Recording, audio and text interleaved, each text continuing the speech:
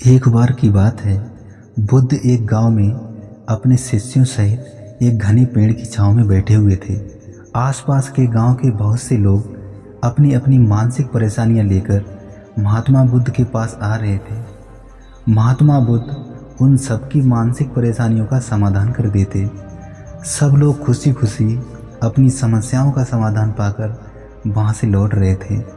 वहीं से कुछ दूर बैठा एक दुखी भिखारी खुद की किस्मत को कोसता हुआ बुद्ध के पास जाने वाले लोगों को देखकर ये सोचने लगा कि अभी कुछ देर पहले तो ये लोग दुखी मन से मुंह लटकाए उन महात्मा के पास गए थे और अब इतना खुश होकर कैसे वापस लौट रहे हैं। आखिर क्या माजरा है? जरा मैं भी तो जाकर देखूं कि वो महात्मा ऐसा कौन सा खजाना बांट रहा है इन लोगों को जो इनके चेहरे खुशी से लाल हो गए हैं। जब वो दुखी भिखारी बुद्ध के नज़दीक गया तो उसने देखा कि ये महात्मा तो लोगों को प्रवचन देकर लोगों के दुखों का निवारण कर रहे हैं।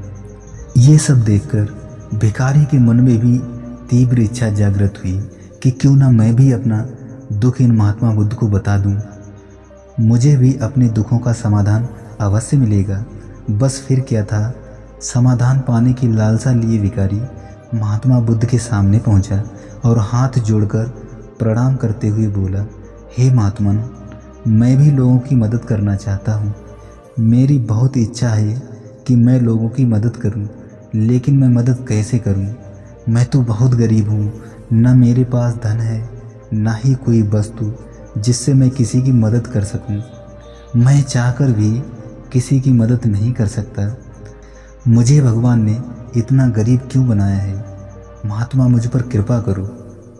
इतना बोलते हुए भिखारी रोने लगा।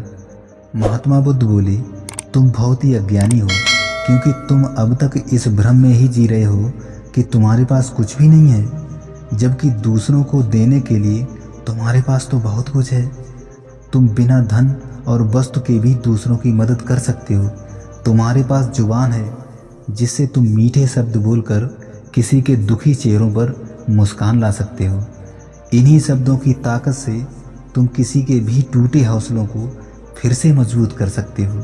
इन्हीं शब्दों की ताकत से तुम किसी के भी मन में सकारात्मक विचारधारा के बीज बोकर उसको गलत रास्ते पर जाने से रोक सकते हो। तुम्हारे पास दो हाथ हैं जिससे तुम किसी भी कमज़ोर और लाचार की मदद कर सकते हो। तुम्हारे पास दो आंखें हैं जिससे तुम किसी अंधे को रास्ता दिखा सकते हो। तुम किसी के लिए दुआ कर सकते हो सकता है तुम्हारी दुआ से किसी के बिगड़े काम फिर से बन जाएं। तुम किसी की अच्छी सेहत की कामना कर सकते हो, लेकिन अज्ञानतावश तुम अब तक इस बात को समझ नहीं पाए और इस भ्रम में अब तक जीते चले आए हो कि तुम्हारे पास मदद के लिए कुछ भी नहीं है।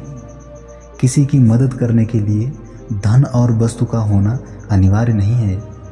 बिना धन और वस्तु के भी हम कई प्रकार से लोगों की मदद कर सकते हैं। महात्मा बुद्ध के ज्ञान भरे इन सुंदर वचनों को सुन भिखारी के चेहरों पर मुस्कान आ गई और वो खुशी से झूमता हुआ वहाँ से चला गया। दोस्तों, महात्मा बुद्ध की इन बातों से कितना सुंदर ज्ञान जानने को मिला। आज के समय में ऐसे ही बहुत से लोग हैं जो ये सोच सोचकर दुखी होते रहते हैं कि मेरे पास ये नहीं है या मेरे पास वो नहीं है, बल्कि जो है उसी में संतोष करना सीखो और बिना किसी मतलब के लोगों की मदद करो। इन्हीं से आपको परम सुख की प्राप्ति होगी।